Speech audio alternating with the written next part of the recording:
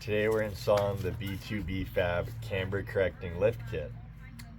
Important notes, professional installation is recommended. We are not professionals, so please be advised and don't necessarily follow all of our procedures.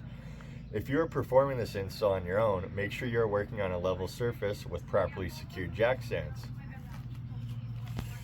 Also make sure to use all proper safety equipment. B2BFAB is not responsible for damage incurred during installation. So without further ado, let's get into it. And I guess, yeah, there's pretty clear instructions in here in this little booklet that they give you with the lift kit. Torque specs and the whole nine, so should be pretty straightforward. I have a lift kit in here already, but we're switching it out for this one because it does have the camber correcting aspect. So yeah, without further ado, let's boogie. The impact is still standing still. If you just step on the brake. Sure. Right? It's going. It's going very slow.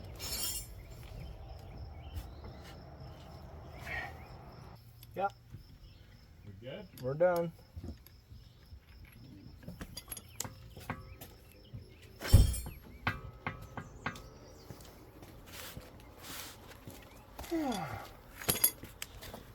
That's step one. I forgot to say that. Step one. Now, after you loosen the axle bolt, then you got to remove these three top strut bolts. What size were those? 8mm bolts. So we just took this out of here, 14mm triple square. Now we're gonna see if we can separate them without a strut spreader. So wish us luck. Like I said, don't necessarily follow our procedures, but maybe you know a better way, but this is what we're doing. Maybe a little bit unconventional, but we couldn't, we don't have a strut spreader, so we didn't separate the two. But with everything else disconnected, it's still possible to get in there, so this is what we're doing instead. If it works, it works. Whatever works for you. Make sure you're torquing all these bolts to spec. I mean, you would be able to maybe if you had it out, but or maybe not, because you can't have like a torque wrench on here. So it's all muscle. tight's tight. Tight is tight.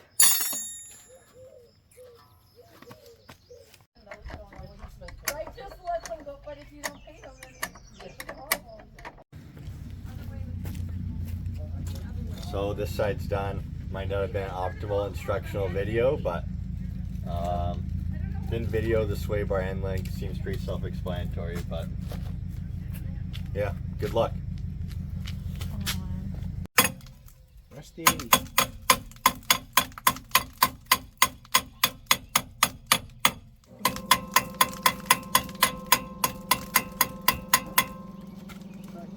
Oh, What?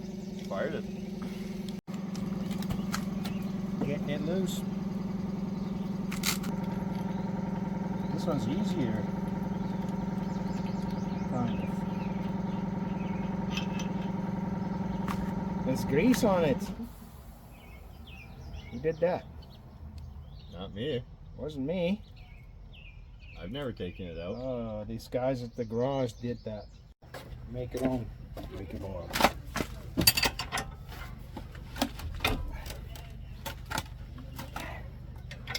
Just spray some spray on it.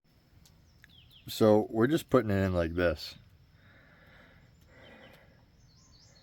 Maybe a little unconventional. Axle's disconnected. Axle bolts out. Lower control arm's disconnected. Sway bar is partly disconnected, but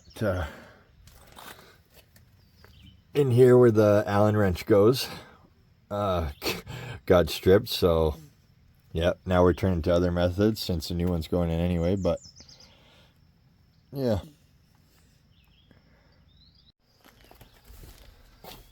So for the back, I'm going to remove the lower control arm to spindle bolt, which is right here. Lower shock bolt, which is here. And the sway bar end link bolt for the control arm, which is, I could get a better angle on it, but you can see where the sway bar attaches if you look. Yeah. And once I take those out, then I'm going to lower this down, pull the spring out, and we'll go from there.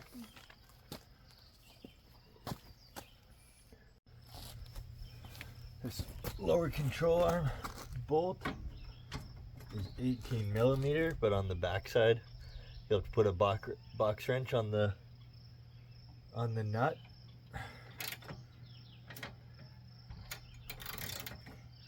Hopefully this isn't too tight.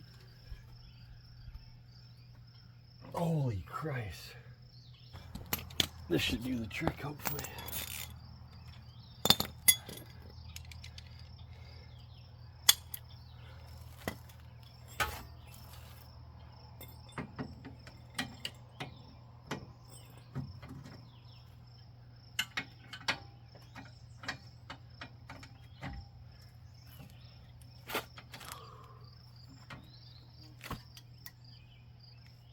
Yeah.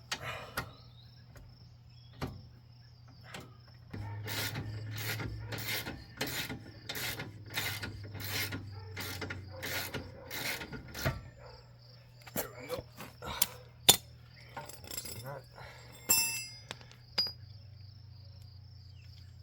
It's a long bolt.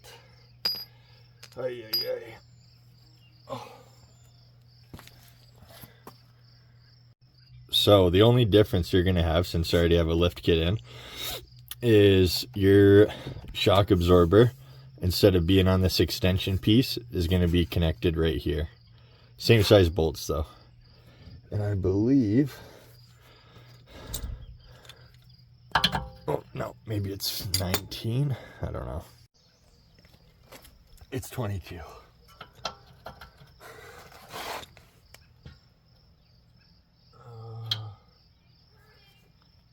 Won't.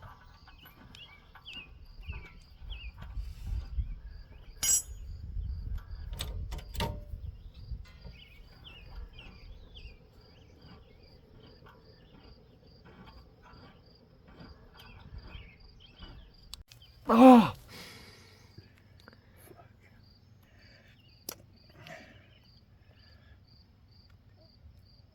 No, this is... So, the reason I waited so long to do this review is I want to put some K on the parts before I give you guys an honest review of what I think of the lift kit. We also got this thing fully freaking loaded. Cooler, water, camping supplies, bikes. This thing is loaded to the fucking tits. Now, I'll touch base with you guys when we get a little bit into the trip here. And maybe throw in some sick B-roll, you know. And yeah, see you in a bit. Peace!